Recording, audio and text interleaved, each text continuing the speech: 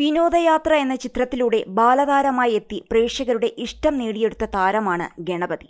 മോഹൻലാലിനൊപ്പം അഭിനയിച്ച ഒരു പരസ്യചിത്രത്തിലൂടെയാണ് ഗണപതി ദിലീപ് നായകനായി എത്തിയ വിനോദയാത്രയിൽ എത്തുന്നത്. സത്യൻ അന്തിക്കാട് സംവിധാനം ചെയ്ത ചിത്രത്തിലെ പ്രധാന ആകർഷണമായിരുന്നു ഗണപതിയുടെ പാലും പഴവും കൈകളിലേന്തി എന്ന ഗാനരംഗം. പ്രേക്ഷകരെ വളരെ രസിപ്പിച്ച ഒരു സീനായിരുന്നു അത്. തുടർന്ന് നിരവധി ചിത്രങ്ങളിൽ ഗണപതി അഭിനയിച്ചു. മോഹൻലാൽ, മമ്മൂട്ടി എന്നീ സൂപ്പർ താരങ്ങൾക്കൊപ്പവും അദ്ദേഹം അഭിനയിച്ചിട്ടുണ്ട്. വള്ളിക്കുടിലിലെ വെള്ളക്കാരൻ എന്ന ചിത്രത്തിലൂടെ നായകനായും അരങ്ങേറി.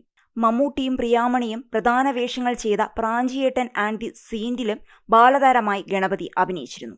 ചിത്രത്തിൽ മമ്മൂട്ടിയോടൊപ്പമുള്ളൊരു അനുഭവം പറയുന്ന ഗണപതിയുടെ ഒരു അഭിമുഖം ശ്രദ്ധ നേടുകയാണ്. താൻ ഡയലോഗുകൾ കാണാപ്പാഠം പഠിച്ചു തുടങ്ങിയത് മമ്മൂട്ടി വഴക്കു പറഞ്ഞ ശേഷമാണെന്ന് ഗണപതി അതിൽ പറയുന്നു. പണ്ട് മാധവം എന്ന പേരുള്ള സീരിയലിലൊക്കെ ചെയ്തിട്ടുണ്ടെന്നും ശ്രീകുമാരൻ തമ്പി സാറിന്റെ സീരിയലുകളിലും അഭിനയിച്ചിട്ടുണ്ടെന്നും അന്ന് പ്രോമിറ്റിങ്ങിന്റെ ഒരു പ്രശ്നം ഉണ്ടായിരുന്നുവെന്നും ഗണപതി പറയുന്നു. മുൻപ് ഡയലോഗുകൾ ആരെങ്കിലും പ്രോംപ്റ്റ് ചെയ്ത് തന്നാലേ പറയാൻ പറ്റുവെന്ന അവസ്ഥയായിരുന്നു. അത് മാറിയത് പ്രാഞ്ചിയേട്ടൻ ആൻഡ് ദി സെയിന്റ് സിനിമയിൽ അഭിനയിച്ചതോടെയാണ്. രഞ്ജിത്ത് തിരക്കഥ എഴുതി സംവിധാനം ചെയ്ത സിനിമയായിരുന്നു പ്രാഞ്ചിയേട്ടൻ ആൻഡ് ദി സെയിന്റ്. അതിൽ അഭിനയിക്കുമ്പോൾ മമ്മൂക്ക എന്നെ വഴക്കു പറഞ്ഞു. 60 വയസ്സ് കഴിഞ്ഞ ഞാൻ കാണാപ്പാഠം പഠിച്ച് ഡയലോഗ് പറയുന്നുണ്ട്. പിന്നെ നിനക്കെന്താണ് പറയാൻ പറ്റാത്തത് എന്നാണ് മമ്മൂക്ക ചോദിച്ചത്. അതിനുശേഷമാണ് ഞാൻ ഡയലോഗ് പഠിച്ച് പറയാൻ തുടങ്ങിയത്.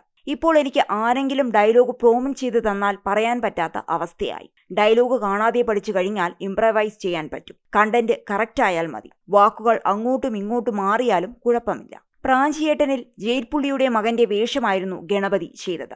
സിനിമയുടെ സെക്കൻഡ് ഹാഫ് ഏറെയും ഗണപതിയുടെ കഥാപാത്രത്തെ ചുറ്റിപ്പറ്റിയാണ് സഞ്ചരിച്ചിരുന്നത്. ബാലതാരമായി കുട്ടികൾക്ക് വേണ്ടിയുള്ള സിനിമകളിലും ഗണപതി അഭിനയിച്ചിട്ടുണ്ട്. ചിത്രശലഭങ്ങളുടെ വീടായിരുന്നു അതിലൊന്ന്. ഗണപതി ആദ്യമായി കേന്ദ്ര കഥാപാത്രമായി അഭിനയിക്കുന്നത് ഈ ചിത്രത്തിലാണ്. അത് 8ാം ക്ലാസ്സിൽ പഠിക്കുമ്പോഴാണ്. സിനിമ തിയേറ്ററിൽ വലിയ വിജയമായില്ലെങ്കിലും ടിവിയിൽ ടെലികാസ്റ്റ് ചെയ്തു തുടങ്ങിയപ്പോൾ നല്ല വ്യൂവർഷിപ്പാണ് ചിത്രത്തിന് ലഭിച്ചത്.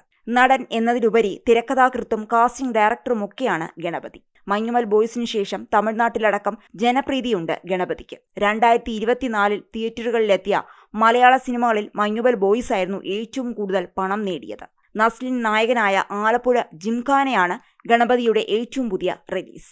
ഖാലിദ് റഹ്മാൻ സംവിധാനം ചെയ്ത സിനിമ മികച്ച വിജയത്തിലേക്ക് നീങ്ങുകയാണ്.